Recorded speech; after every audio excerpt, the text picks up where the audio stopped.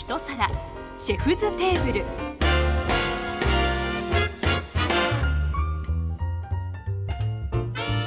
この番組はグルメサイト一皿の編集長と編集部がプロとして料理をこよなく愛する人々、ディッシュアーティストをゲストとしてお迎えし、毎回テーマに沿った思い出や料理に対する思い、アイディア、また食のネクストトレンドを語り合うスマホで有線だけで聞ける番組です。さて本日のゲストはレストランカンテサンスの岸田修造シェフ。1974年生まれの岸田シェフは18歳で三重県志摩観光ホテルラメールに入社され、その後東京都渋谷区カーエムを経てフランスへ。数々の名店で研鑽を積み、パリの三つ星アストランスではパスカル・バルボ氏に師事。2006年に帰国、レストランカンテサンスを立ち上げ、2007年ミシュランガイド東京で三つ星に輝きました。以降毎年連続三つ星を獲得し続けているトップランナーです。お話を伺うナビゲーターは一皿編集長小西克弘、アシスタントは一皿編集部辰野口久美子でお送りします。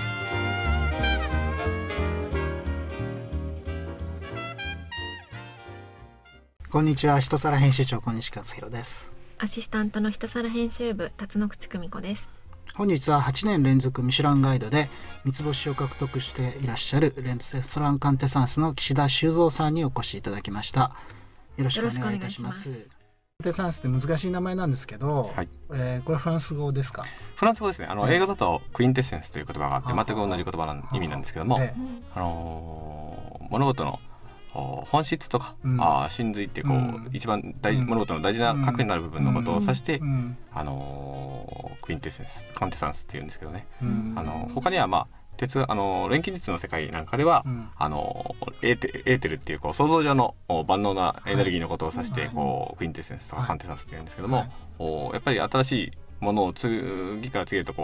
生み出していきたいっていう意味はあって、こういうお名前を付けさせていただきました。でもやっぱり一番大事なのは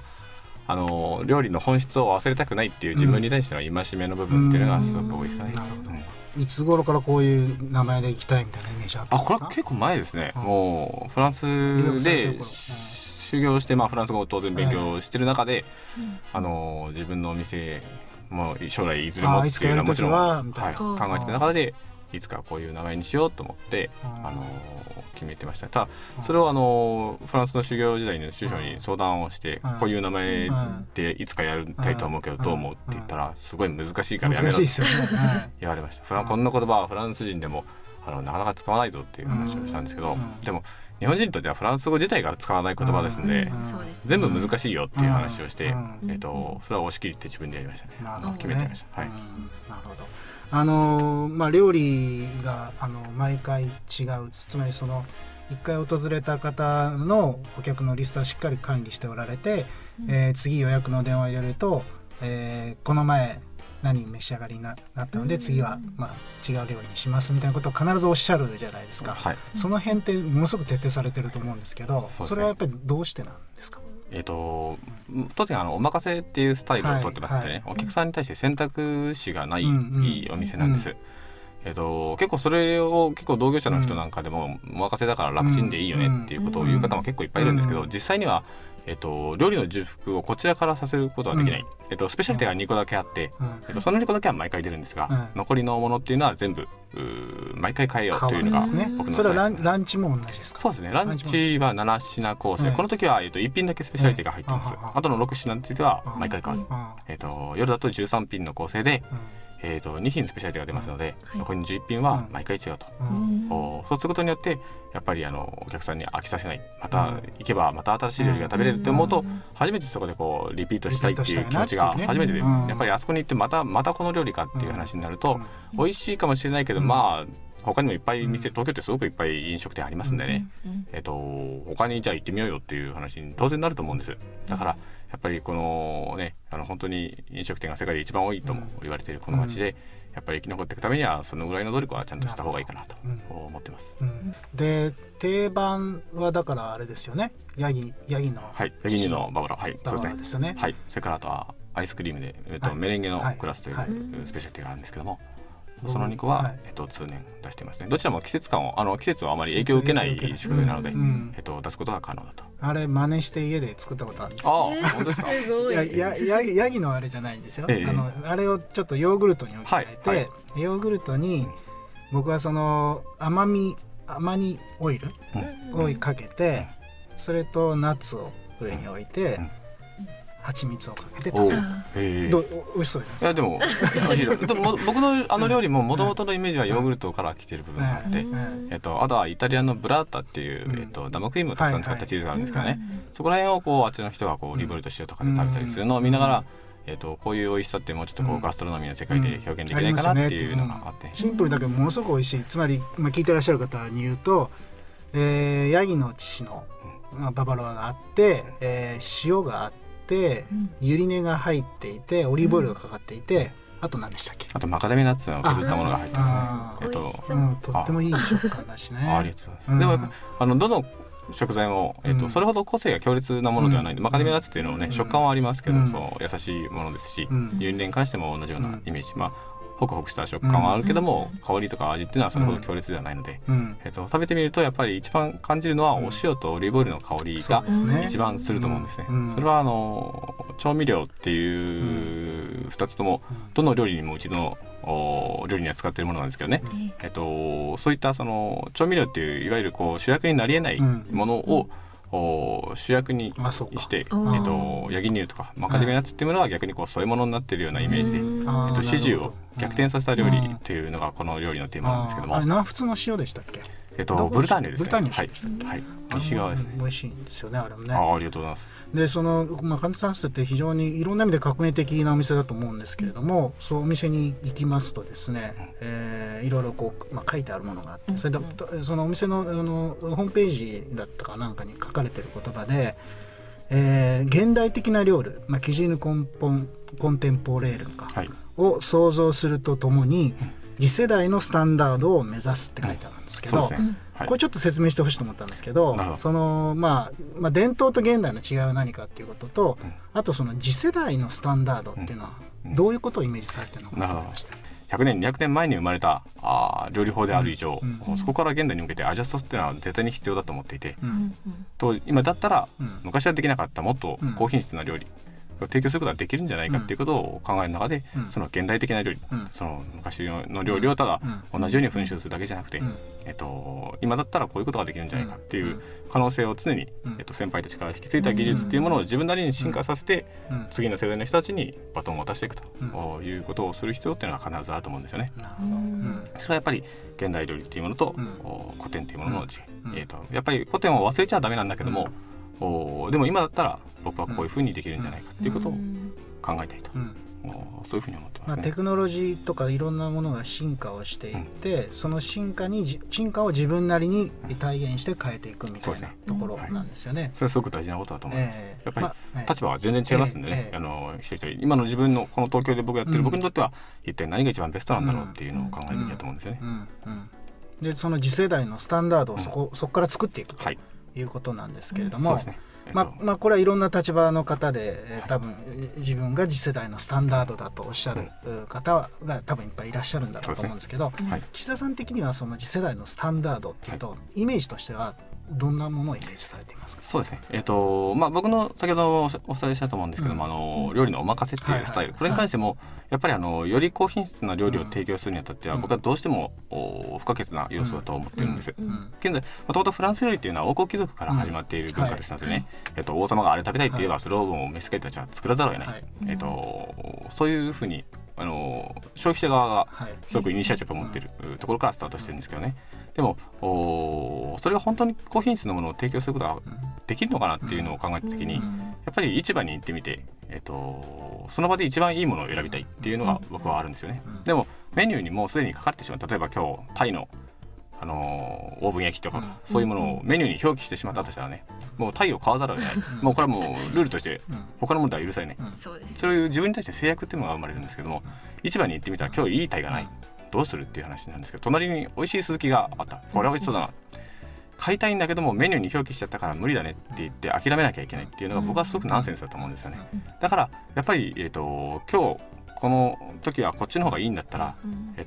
フレキシブルに変更することが可能、それがやっぱりお任せの一番の強みであり、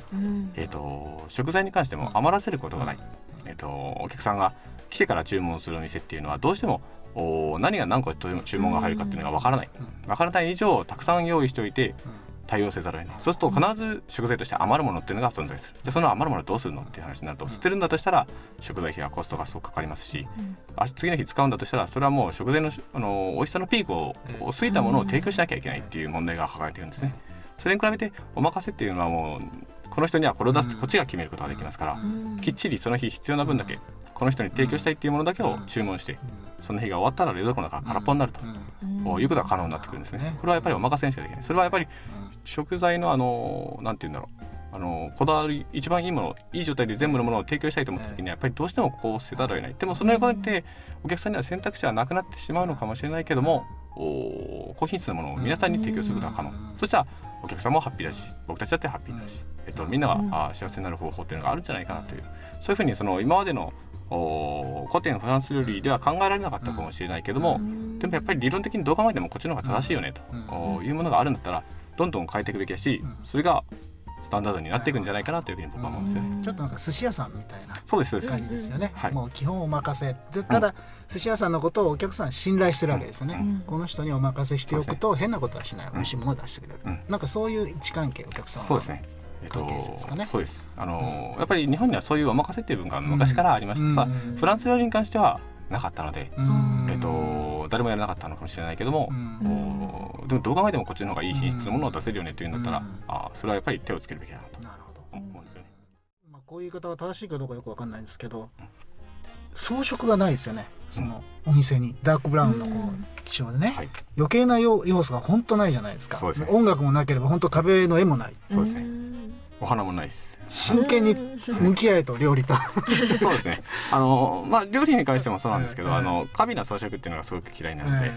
やっぱりその店名にも本質っていうね、カンテサンスっていう名前をつけてたんですけども、やっぱり装飾はいらない、それよりもっともっと物事の本質の部分を突き詰めたいっていうのがあって、一個一個の素材に関してはすごくこだわっていいものを使いましょうっていう、そういう使い方。盛り付けもそうですよね。とってもシンプル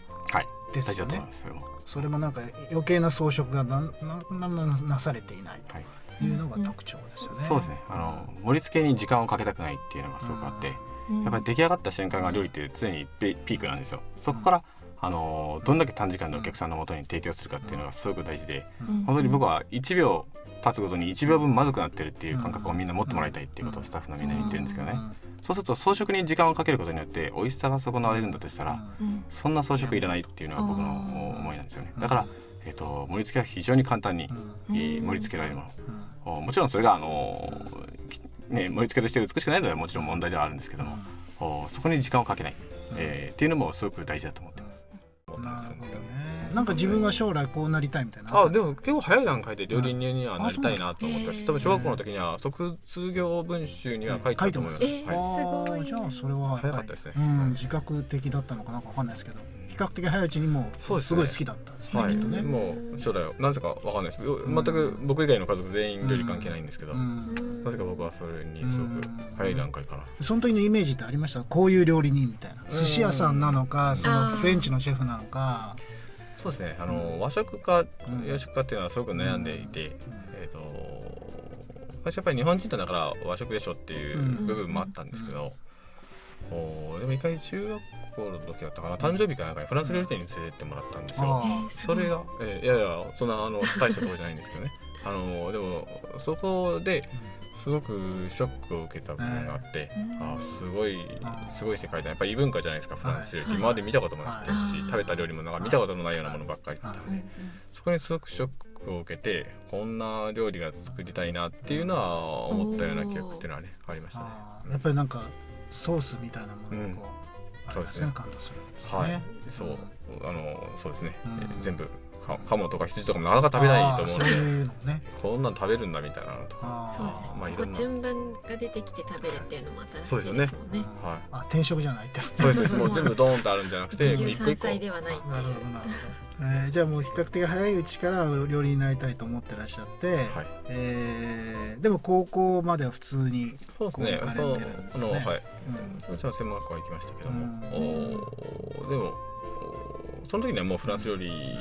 をやろうっていう決心ができてたので、でまあ憧れる料理長もうんすでに見つかってたので、その人のところでどうしても働きたいっていうそののがあって、当時ってどういう、古典的な料理なんでしょうけど、どういう料理が流行ってたんですか、カーエム時代。買い物ですか、えその頃っていうのはまだまだこう本当にフランスの三つ星レストランで修行して、そこの料理を作れる料理長がここにいますっていう、そのフランスのどこどこと同じものが食べれますよっていう、ということですねそういう時代の、フランス料理が流行だったんですけど、でもやっぱりこれからはだったらフランスに行くよっていう人が出てきちゃうと思うんですね。やっぱり少なくとも海外のアメリカの方だったりとか、中国の方だったりとかね、この店に食べに来たいって時にフランスと同じものを食べれますよっていうんだったら、じゃあフランスに行くよっていう話になっちゃうと思うんで、やっぱり世界を相手にするんだったらもうここでしか食べられないっていうものを世界に対して発信できるもの、そうです、そういう料理を作らない限りは世界を相手にすることっていうのはできないと思うんですよね。なんかホテルも決めずにね、フランスに行かれちゃったと、コネもない、フランス語もそんなできないみたいな状態だったらしいんですけど、はい本当なんですか？そうですね、これは全くなかったですね。フランス語は多少フランス語学校には行ってたので、でも休みの日に週に1回行ってただけですし、あくまでもビジネスランゲージだったので、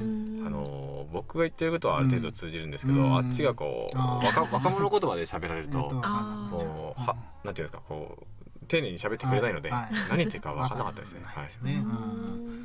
なんかやっぱりいじめられたりとかね、言葉ができないからってあるじゃないですか。言葉っていう意味ではすごく大変でしたね。最初の言葉がちゃんと理解できるまでっていうのは本当にたくさん苦労しましたね。別にそんな差別とかじゃないですけど、でもやっぱり関西もちろんそうですよね。自分だって言葉が喋れない人がね、わけのわからない行動を取ったりしたら、それは重要なポストを預けたいなとは思わないのももちろん分かってますね。なんか一日も早く信頼されるようなスタッフになりたいなっていう思いでやってましたけどね。最初ブラスリーって言われるところで働いたんですけどね、そのミシュランの星の中で一つ星二つ星三つ星って全部働いてみたいなと思ってて、一体その差は何かをっていうのを自分自身で見てみたい、感じてみたいっていうのがあったので、それでステップとしてはそのブラスリーから次に一つ星、その次に二つ星で最後に三つ星っていうふうに全部回ったんですよね。でその中で自分なりに気づくのはやっぱり自分が好きな料理っていうのと星は必ずしも比例しないっていうことを思っていて、やっぱりいろんな理由はあると思うんですけど、その料理の勉強っていう点においては、やっぱり自分が好きな店が必ずしもたくさん星を持ってるとは限らないと思ってて、僕は最後にアストランスっていう店でその三つ星まで働いた後に働いたんですけどね、その店でどうしても働きたくて、そこも何度も食べに行ったし、何度もお願いをしたんですけど、ずっとそこも断られてたんですけどね。でもその店はその当時まだ一つ星しかなかったんですよ。でも僕は今働いてる三つ星のレストランよりも美味しいなっていうのをずっと思っていて、だからどうしてもその三つ星をやめてでもそこにどうしても働きたいっていうのがあって、お願いをずっとしてて、パリに住んでた時から何度も行ってたんですけど、そこからの時からずっとお願いしてたんですけど、やっぱり断られてて、何回ぐらい断って何回だ3回ぐらい結構じゃあもう向こうも覚えてて、なんかよく来るよねみたいなことで、その中で普通の三つ星で働けるっていうお話をいただいて行ったんですけど、でもやっぱりそれでもどうしてもあそこで働きたいっていうのがあって、でその中で運よくコネを見つけましてですね、運よくスタジエっていうんですかね、研修生として1ヶ月だけ1ヶ月間スタッフが1人休むので、ポスト空いてるんで1ヶ月だけだったらいいよみたいな感じで入れてもらったんですよね。パスカル・バルボさん、はい、その時も最初からパスカル・バルボさんいらっしゃる？もちろん、はい、その人がオープンしたお店で、この方がシェフだったんですね。そうです。でじゃあこの1ヶ月の間に認められるようになろう、でそしたらもしかしたら雇ってくれるかもしれないっていうね、まず先ほどの卵と鶏の話じゃないけど、とりあえず卵を手に入れたっていうのがあったので、これをひよこに返さなきゃっていうのがあってね、この1ヶ月の間に信頼関係が生まれれば雇用させてもらえるかもしれない、そういう結果としてまだビザを取ってくれるかもしれない、いろいろありましたね。で1ヶ月どういうパフォーマンスをしたんですか？もう死ぬほど働きましたね。もう誰よりも早く出勤して、自分の仕事は全部用意し終わってもみんなが来た時には何もやることがないような状況にしておけば、じゃあ僕それやらせてくださいっていう話が当然できると思うし、その仕事結果として今やってる人よりもクオリティの高い仕事ができれば、じゃあ君に任せようかなっていう話にも当然なると思いますね。熱意ですよね。じゃあ比較的早いうちにモバルボさんはいけるねみたいな風に。そうですね。1ヶ月運よくだとは思うんですけども、正社員として雇っていただけるっていう話で、ビザの方も問題なくなったので、それは本当に運が良かったなと思うんですけど、お魚の担当をさせていただいて、そこからまた少し大変な時期もあったんですけども、なんとか信用していただくことができたので、3年間やった。そこから継続的にそれでスーシェフになられる。そうですね。1年後ぐらいですかね、スーシェフになったのはね。アストランスを岸田さん的にその一番やっぱりいいと感じられたのはどこなんですか？いやでも全部のクオリティが全然違うなっていうのは思っていて、本当に小さな店なんですよ。20席ちょっとぐらいしかないような小さな店で、でもシェフ以外スタッフもすごく少なくて、でもやっぱり実際食材も本当に三つ星よりいいものを使ってたし、技術も非常に高かったです。最初僕はついていけないぐらいレベルが高くて、そこでそのスーシェフ1年後にスーシェフになられて、みんなでミシュランの星をあげようみたいなことを一緒にされたんですね。で1年経って僕がスーシェフっていうポジションにしてもらったので、やっぱ恩返しをしなきゃいけないっていうのがすごくあってね、それで当時働いてるスタッフたちとみんなで話し合った中で、お世話になって僕たちがこういう時代に集まったんだから、結果を残したいよねっていう話をした中で、やっぱり星をあげるっていうのがやっぱり一つテーマだよねっていうことを言って、みんなで今もう一生懸命頑張ってるけど、もう一個上のステージでやらないかっていうことをみんなに話して、でみんながやろうっていうふうに言ってくださったんで、本当にみんな当時すごくスタッフがみんな熱意のある子ばっかりだったので、それで一生懸命みんなで今までよりももっと一個上のランクの難しかったりとか丁寧な仕事をチャレンジしてみようということを話した中でね、それで当時パリで4大ガイドブックっていうのがあって、ミシュランだったりゴミョだったりとか、あとピュドロとかいろいろあるんですけどね、その全部でその年に評価を上げたんですね。星は1つミシュランは1つ星か2つ星になって、でゴミョでは16点が18点だとかになって、全部で上がったっていうのがすごく嬉しくて、でみんなでよかったねってありがとうっていう話をして、それで自分なりには恩返しもできたかなっていうのがあったので、それでそろそろ日本で料理長になってやりたいなっていう思いになってきたってことなんですね。でその時のイメージでじゃあお店はもうカンテサンスっていう名前その時にはもう決まってましたね。で、ただ資金的にはちょっと苦しいかなっていうのがあって、あと何でしょう、スタッフとかどういうイメージでした？スタッフもやっぱり必要でした。やっぱり大体イメージとしては30席ぐらいのお店をやりたいっていうのがあったので、やっぱりある程度の規模がないと食材買った後に使い切れないっていうのがあるんで、あんまり1日1組とかってなっちゃうと、お魚1匹買ったらほとんど余っちゃうので、それ次の日結局使わなきゃいけないっていう問題も出てきちゃうので、やっぱり規模っていうのもある程度大事なところで、自分の目が届く範囲でちゃんと食材の循環がちゃんと正しくするって考えると、大体30席ぐらいがフランス料理の理想の数字なんだろうなっていうのを自分なりに思っていたので、そうなるとやっぱスタッフもそれなりに必要になってくるのでね、でもやっぱりそれに関しては一人フランス時代に一緒に働いてた仲間がね、一緒にやりたいって言ってくれたので、残りの方は日本に帰ってからいろいろ探しましたけどね。じゃあお一人はもうその時になんとなく一緒に、でそちらの方は経営の方を手伝って、いや料理人ですね。一緒にやりましょうみたいな話だったわけですか。なるほどね。じゃあそこで大体もうじゃあカンテサンス誕生のベースになるようなあたりですね。なるほど。そのパスカルさんとの相性が非常に良かったっていうこともあるんだと思うんですけれども、そこでなんか確固たるなんていうんですか、自分の料理として確立されたもの、みたいなものはありました？ありましたね。結構クラシックな料理をずっと勉強してきた人間だったので、彼のすごく現代的な料理っていうのに初めて触れたんですけど、すごく衝撃も大きかったですし、今の僕の料理のベースになっているのはやっぱりパスカルのおかげだと思っているので、そういう意味では本当に充実した時間だったなというふうに思ってますけど。でまあその獲得されたものを今度は日本に持ってきて、はい白金でしたっけ最初はね、最初は白金ですね。はいお店を出されると、カンテサンスという名前で出されると、はいどういう構想でした？今みたいにその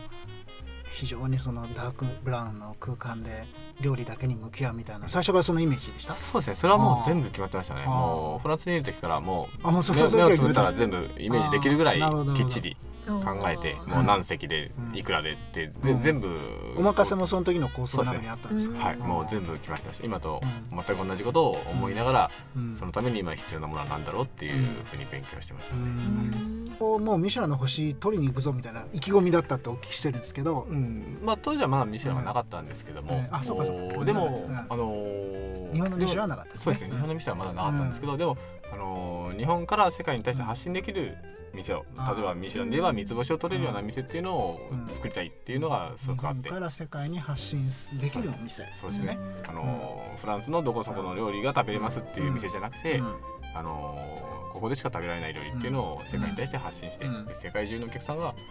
それを食べにわざわざ日本まで来てくれるっていう、そういう店を作りたいっていうのが、最初からお客さんはつきました？いや最初はもう全然来なかったです。時代ままです。徐々に増えていって、半年前ぐらいオープンしてから半年ぐらいでようやく毎日満席っていう感じになりましたかね。でもやっぱ半年間の間は結構大変でしたよ。これで正しいのかなと思いながら、ちょっとやっぱりさすがに悩んだりするけど、はいはい、いやでも本当です。半年はちょっとブレました。そうするとどうしようまあ変えられなかったんですけども、僕はこれでやるって決めちゃってたので、でもこれ僕なりには正しいと思ってるし、どう考えても成功すると思ってたけど、お客さんが集まらないなっていうのがあって、どうしたらいいのかなっていうのはすごく悩んだ時代っていうのがありますね。まあでもお客さんも感度の高いお客さんが最初多かったと思いますので、まあそういった方が宣伝をね、そうですね、口コミで、でもやっぱ口コミが一番正しいと思っていて、僕は今はねいろんな情報メディアでありますけども、やっぱりそういう人たちからスタートするのが一番健全なのかなっていうのは思ってましたけどね。信頼性がありますよね。そうですね。はい。その頃の方はまだやっぱり今でももうずっと帰ってくださった方ありますね。はい、ありがたいことに。フランス料理とかイタリア料理とか垣根がだんだんちょっとなくなってきてはいますよね。今はもう。で今後その岸田さんがお考えになる、まあいわゆるフレンチでいいんですけど、どういうふうになっていくとお考えですか？そうですね、もうでも本当に今は個人の料理になってきている時代なのでね、フランス料理っていうジャンルはあまりにも大雑把すぎるっていう部分があって、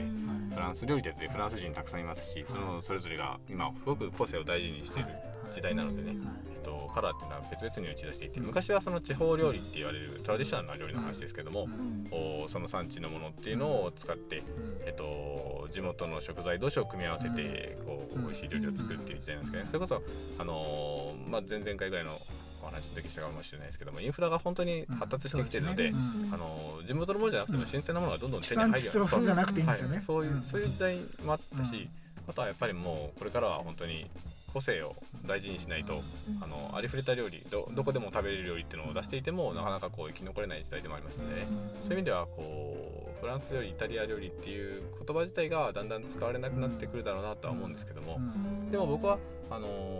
そのフランス料理っていうものをすごく大事にしている人間で、要するにそれは今まで先人たちが築き上げてきた食文化っていうものに対してフランス料理っていう言葉を使うんですけども、その昔作られたその絶対的な組み合わせとかね、本当に美味しいものっていうものが考え尽くされて、今だに残ってる料理っていうのは淘汰されてないっていう意味ですね。あるものというのはやっぱり意味があると思っていて、そういうものを一切忘れるっていうのは僕はもう先人に申し訳ないと思ってるし、逆にそれを利用しない手はないっていうふうに考えている人間なので、そういう意味では自分はフランス料理っていうものを作っているっていう感覚は結構強いですね。自分の料理、岸田料理っていうだけじゃなくて、ちゃんと先人たちの知識技術っていうものを引き継いだ上でそれをさらに進化させていくっていうことに対しては結構意識が強いですかね。メッセージ、料理人をこれから目指す若い方に対して岸田さんのメッセージがあったら。なるほど、メッセージ、なるほど、結構責任重大ですね。でも本当に大変な職業であると思うんですけど、本当に夢もある職業だと思ってますんでね、やっぱりまずは素直さっていうのがすごく大事なのかな、これは別に料理人だけじゃなくて、社会人全体にやることだと思うんですけど、やっぱりまずは素直さっていうのが必要で、教えてくれた人に対しては敬意を払うっていう意味でもやっぱりまずは言われた通りやっていきましょう。その中で、本当に必要なものなのかそうじゃないかって車種っていうのはもちろん自分自身で選択しなきゃいけない部分ではあるんですけどね、まずはその店のスタイルだったりとかその会社のやり方っていうものを理解してそれができるようになってから、そこから離れるんだったら離れればいいと思うし、手張りっていうんですかね、守って、最終的には離れるっていうのはもちろん全然構わないと思うんだけど、まずはできるようになってから意見を言うべきなのかなっていうのは思ったりしますけどね。あとはやっぱり楽しくするっていうやっぱりネガティブな部分やっぱり大変なものって社会人になればいろいろあると思うんですけど、そういう部分ばっか見てなんか一生このままなのかなって思い出すと何をやっても嫌になっちゃう部分があるんでね、やっぱりまずそういう部分ももちろんあるのかもしれないけども、でも楽しい部分っていうのを自分自身でその仕事の中から見つけ出すっていうことがすごく大事なのかもしれませんね。非常に前向きなやっぱり岸田さんでした。ありがとうございました。ありがとうございます。